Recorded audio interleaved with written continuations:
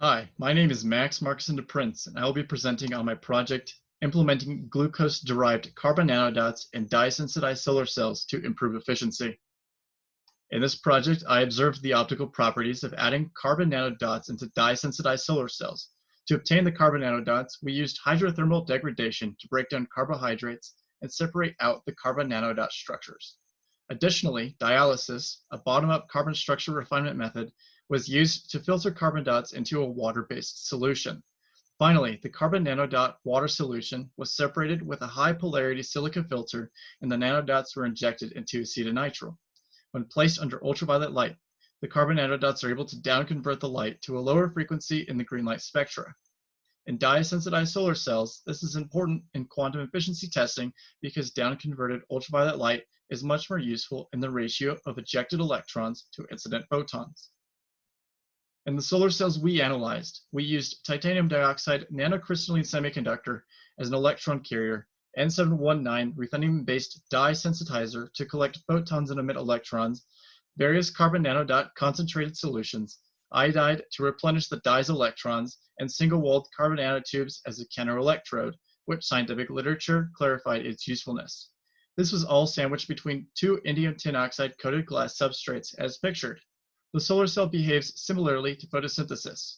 Photons are chemically absorbed, but instead of making ATP, electrons are ejected from the dye sensitizer to produce an electric current.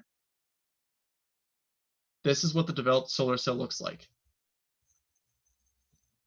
To identify exactly how the carbon nanodots were affecting the solar cells, fluorescence data was observed by placing solar cells with various concentrations of carbon nanodots with and without the single-walled carbon nanotube thin-film counterelectrode under 340 nanometers of ultraviolet light. We found that cells with carbon nanodots and carbon nanotubes fluoresced, while solar cells with neither did not fluoresce. However, we also found that the carbon nanodots were not the only thing fluorescing. The single-walled carbon nanotubes were also fluorescing significantly and absorbing enormous amounts of light.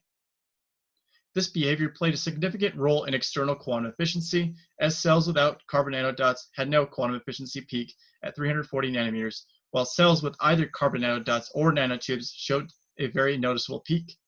This meant that the carbon nanodots and the carbon nanotubes enhanced the efficiency of the solar cell in ultraviolet light.